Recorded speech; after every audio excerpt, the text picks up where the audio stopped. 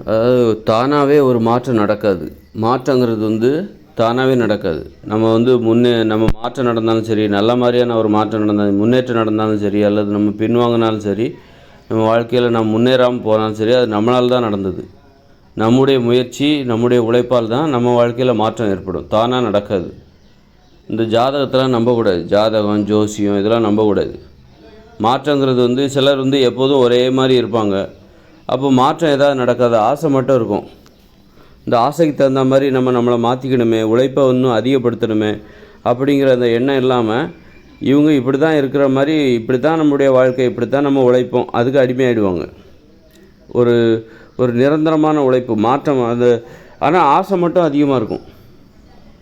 பெருசாக ஆசை மட்டும் இருக்கும். ஆசைக்கு தகுந்த மாதிரி உழைப்பை அதிகப்படுத்தணும், முயற்சியை அதிகப்படுத்தணும், முயற்சியை வந்து மாற்றணும், புதிய திட்டங்களை உள்ளே கொண்டு வரணும், புதிய வியூகங்களை வந்து வகுக்கணும். அப்படி எதுவுமே இல்லாமல் இப்படி தான் இருப்போம் நாம். அப்போ என் வாழ்க்கையில் எப்படி மாற்றம் ஏற்படும் அப்படின்னா அதுக்கு எதாவது ஜோசியம், ஜாதகம், அப்படிப்பட்டவங்க தான் ஜாதகத்தை நம்புகிறாங்க. எப்போதும் ஒரே மாதிரி இருக்கிறாங்க பாருங்கள். உனக்கு கூடுதலாக முன்னேற்றம் வரணும் அப்படின்னா நீ கூடுதலாக உன்னுடைய முயற்சியை அதிகப்படுத்தணும், உழைப்பை அதிகப்படுத்தணும், உழைக்கிற நேரத்தை அதிகப்படுத்தணும். அப்புறம் புதிய எதாவது கற்றுக்கிட்டு எது நமக்கு தடையாக இருக்குது அதை வந்து அந்த தடைகளை வந்து நம்ம தகர்க்கணும், அதை வந்து நீக்கணும். நம்முடைய செயல்பாடுகளே நம்முடைய முன்னேற்றத்திற்கு தடையாக இருக்கும். அப்போ அந்த செயல்களை கண்டுபிடிச்சி அதை தவிர்க்கணும். இந்த மாதிரி ஒரு அறிவுபூர்வமான ஒரு அணுகுமுறையோடு நம்ம போனோம் அப்படின்னா நமக்கு ஜாதகம் இதெல்லாம் பொய்யுங்கிற அப்போ தெரிஞ்சிடும். ஒரு ஜாதகத்து மேலே துளி கூட நமக்கு நம்பிக்கை இருக்கக்கூடாது. அது மேலே நம்ம நம்பிக்கை ஏற்படுதா, அப்போ நாம் என்ன நினைக்கிறோம்னா எப்போது ஒரே மாதிரி இருக்கும். ஒரே மாதிரி இருக்கிற நம்முடைய வாழ்க்கையில் ஏதாவது மாற்றம் ஏற்படாதா? ஜாதகத்தில் நமக்கு நம்பிக்கை ஏற்படுதுன்னா என்ன அர்த்தம்னா அது சோம்பேறித்தனம். வெறும் உழைச்சிட்டா மட்டுமே நமக்கு ஜாதகத்தின் மீதான நம்பிக்கையில் இல்லாமல் நிறைய பேர் உழைக்கிறாங்க. பெரிய பணக்காரங்க கூட உழைக்கிறாங்க. ஆனால் அவங்க ஜாதகத்தை பார்க்குறாங்க. உழைக்கிறது மட்டும் முக்கியம் கிடையாது, மேலும் அவங்க மேலும் ஆசைப்படுறாங்க. அதுக்கு தகுந்த மாதிரியான வாய்ப்பு நம்ம ஜாதகத்தில் இருக்கா அப்படின்னா நீ உழைப்பை தான் மாற்றணும், ஜாதகத்தை போய் பார்க்காத. உன்னுடைய வாழ்க்கையில் மாற்றம், முன்னேற்றம் ஏற்படுமா அதை போய் நீ ஜோசியரை போய் தேடி பார்க்காத. உன்னுடைய உழைப்பில் மாற்றத்தை ஏற்படுத்து. உழைப்போட அந்த திட்டங்களை வந்து மாற்றி அமைச்சு இன்னும் ஏதாவது உனக்கு முன்னேற்றத்திற்கு எது தடையோ அதை நீ தகர்க்கணும். நீ ஜோசியத்தை நம்பும்போது உன்னிடம் உள்ள குறைகள் உனக்கு தெரியாது.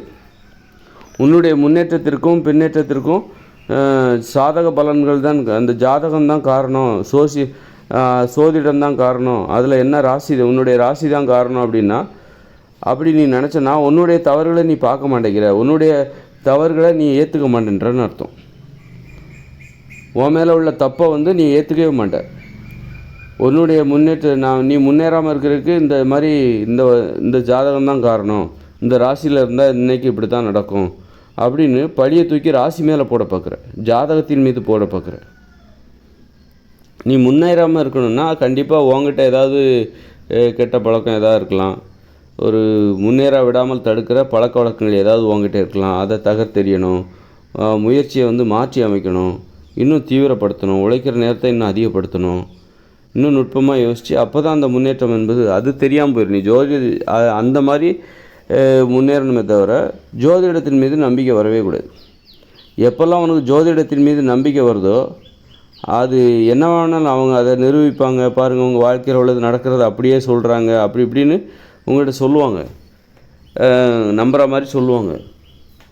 ஆனால் அது அந்த மாதிரி இதுவே எனக்கு தேவையில்லைப்பா, அந்த இதுவே எனக்கு தேவையில்லை, அது தேவையில்லாத ஒன்று, நம்ம கையில் எதுவுமே இல்லை, ஏதோ இன்னொன்று நம்மளை வந்து இயக்குது, இன்னொன்று தான் நம்முடைய முன்னேற்றத்தை தீர்மானிக்குது அப்படின்னு நம்மளை நம்ப வைக்கிற ஒரு நடைமுறை மீது நமக்கு நம்பிக்கை தேவையில்லை.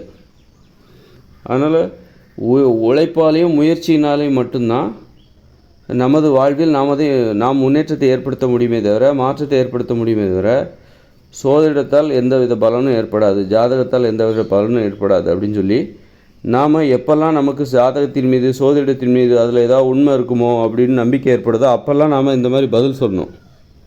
பதில் சொன்னால் அந்த நம்பிக்கை நமக்கு சுத்தமாக இல்லாமல் போயிடும். ஜாதகத்தின் மீதோ சோதிடத்தின் மீதோ நமக்கு சுத்தமாக நம்பிக்கை இல்லாமல் போயிடும். ஒரு பதிலடியை தாங்கிக்கவே அது முடியாது. இப்போது மூட நம்பிக்கைகள் பார்த்திங்கன்னா, இப்போ வந்து மதம், இந்து மதம் இது பார்த்திங்கன்னா வேரூன்றி அப்படி பயங்கரமாக நிற்கிது. ஒரு இந்து மதம் பாருங்கள், எவ்வளோ பெரிய வேறு இந்து மதம், கிறிஸ்தவ மதம், இஸ்லாமிய மதங்கிறது எவ்வளோ தீவிரமாக வளர்ந்து போய் நிற்கிது பாருங்கள். அப்போ இன்றைக்கி ஆனால் அப்படிப்பட்ட மதம் என்பது இன்றைக்கி கோடிக்கணக்கானவர்கள் பின்பற்றப்படுகிறது. நூற்றுக்கும் மேற்பட்ட கோடிக்கணக்கான மக்களால் அது தீவிரமாக பின்பற்றப்படுகிறது. அப்போது ஆனால் அந்த நம்பிக்கை இப்போ எனக்கு சுத்தமாக ஏன் இல்லை, என்னை போல் நிறைய பேருக்கு ஏன் இல்லை அப்படின்னா கேள்வி தான். சாதாரண கேள்வியை கேட்குறது கூட அது வந்து ஒரு கேள்வி கேட்டாலே அந்த நம்பிக்கை உனக்கு இல்லாமல் போயிடுது. ஒரு ஜாதி வரியால் கொலையே பண்ணுறாங்க, ஆனால் கேள்வி கேட்டாலே எப்படிப்பட்ட கேள்வினா, இது எப்படி உண்மையாக இருக்க முடியும், கடவுள் எப்படி வந்தார், அது எப்படி அவர் படைச்சிருப்பார், கடவுள் எப்படி படைச்சிருப்பார், இப்போ அனுமார் எப்படி ஆகாயத்தில் மலையை தூக்கிட்டு போவார் அப்படின்னு நம்ம கேள்வி கேட்டாலே அந்த மத நம்பிக்கை நமக்கு இல்லாமல் போயிடுது. மத நம்பிக்கை காணாமல் போயிடுது. அது எங்கே போச்சுன்னே தெரியாது, தலைதறிக்க ஓடுது. கேள்வி கேட்டாலே ஓடி போயிடுது. கேள்வியே கேட்காம அந்த நம்பிக்கை வளர்த்துக்கிட்டே வராங்க பாருங்கள். அவங்களுக்கு தான் அந்த மதம் வந்து பெருசாக தெரியும். மத நம்பிக்கை யாருக்கு பெருசாக தெரியும்? கேள்வியே கேட்காம அந்த நம்பிக்கை வளர்க்குறாங்க பாருங்கள். திருப்பி கேள்வி கேளு. உங்கள் அம்மா வந்து இதுதான் சாமின்னு கும்பிட சொன்னாங்கன்னா, இது எப்படிம்மா சாமி, இவங்க எப்படி நம்மக்கிட்ட பேச மாட்டாங்களா, கல்லாவே இருப்பாங்களா, அப்படி எதையாவது அந்த சின்ன வயசுக்கு தகுந்த மாதிரி எதாவது கேள்வி கேளுங்க. அது காணாமல் போயிடும். கேள்வினாலே அதுக்கு பிடிக்காது. அது அந்த மூட நம்பிக்கைகளுக்கு கேள்வி பிடிக்காது, கேள்வி கேட்குறவங்களையும் பிடிக்காது. அது மாதிரி தான் ஜாதகம் இருக்குல்ல, அதுக்கு நீங்கள் கேள்வி கேளுங்க. கேள்வி கேட்டிங்கனாலே அது ஓடி போயிடும். ஒரு இவ்வளோ பெரிய 100 1000 ஒரு பார்த்திங்கன்னா 400-500 கோடி பேர் மக்களால் பின்பற்றப்படுகிற இந்த மதங்கள் இருக்குது பாருங்கள். புத்த மதம், இந்து மதம், கிறிஸ்தவ மதம், இஸ்லாமிய மதம் எவ்வளோ தீவிரமாக கடைப்பிடிக்கிறாங்க பாருங்கள். ஏதோ பயங்கர உண்மையை பார்த்துட்டா மாதிரி கடைப்பிடிக்கிறாங்க. ஆனால் நமக்கு அந்த நம்பிக்கை சுத்தமாக இல்லை பாருங்கள். எதுக்கு இந்த மக்கள் இது வந்து எவ்வளோ ஒரு கண்மூடித்தனமான நம்பிக்கை. இதை போய் தீவிரமாக கடைப்பிடிச்சிக்கிட்டு நேரத்தை வேஸ்ட் பண்ணிக்கிட்டு இருக்காங்களே அப்படின்ட்டு. அப்போ நாம் எதனால் நமக்கு அந்த நம்பிக்கையில் தொடர்ந்து நம்ம கேள்வி கேட்டுகிட்டே வரோம். சின்ன வயசுலேருந்து கேள்வி கேட்டுகிட்டே வரோம். சின்ன வயசுலேருந்து கேள்வி கேட்குறதுனால தான் நமக்கு சின்ன வயசுலேயே அந்த நம்பிக்கை இல்லை. அதுபோல் தான் இந்த மூட நம்பிக்கைகளை நீங்கள் கேள்வி கேளுங்க, அதுக்கு பதிலடி கொடுங்க, ஓடியே போயிடும். பதிலடியெல்லாம் தாங்கிக்காது, கேள்விகளெல்லாம் அது தாங்கிக்காது. அவ்வளோ பலவீனமானது மூட நம்பிக்கை என்பது, ரொம்ப பலவீனமானது. கேள்வியும் பிடிக்காது, கேள்வி கேட்குறவங்களையும் பிடிக்காது. இந்த மத நம்பிக்கையில் தீவிரமாக இருப்பாங்க, சாதியில் தீவிரமாக இருப்பாங்க. அவங்ககிட்ட போய் கேள்வி கேளுங்க, உங்கள் நம்பிக்கை எப்படி உயர்ந்தது, நிரூபிக்க முடியுமான்னு ஒரு 3 கேள்வி கேளுங்க. உங்களை வந்து ஒரு ஜென்ம பகை, உங்கள் மேலே அவருக்கு ஒரு ஜென்ம பகை வந்துடும். உங்களை வந்து ஒரு எதிரியாக பார்க்க ஆரம்பிச்சிருவார். மூட நம்பிக்கையின் பிரதிநிதிகள் யார் அப்படின்னா, மூட நம்பிக்கையை கடைபிடிக்கிறவங்க தான். அவங்ககிட்ட போய் கேள்வி கேளுங்க, அவங்களுக்கு அது பிடிக்காது. இது எப்படி உண்மைன்னு சொல்கிறீங்க, கடவுள் எப்படி உண்மைன்னு சொல்கிறீங்கன்னா, அது அவங்க வந்து உங்கள் மேலே வந்து ஒரு தீராத பழி உணர்ச்சி, உங்கள் பகை தான் உங்கள் மேலே ஏற்படும். அவருக்கு உங்கள் மேலே ஒரு பகை உணர்ச்சி ஏற்படும். அந்த அளவுக்கு கேள்வி கேட்குறவங்களையும் பிடிக்காது, கேள்விகளையும் பிடிக்காது. கேள்வி தான் இதற்கு வந்து சரியான மருந்து.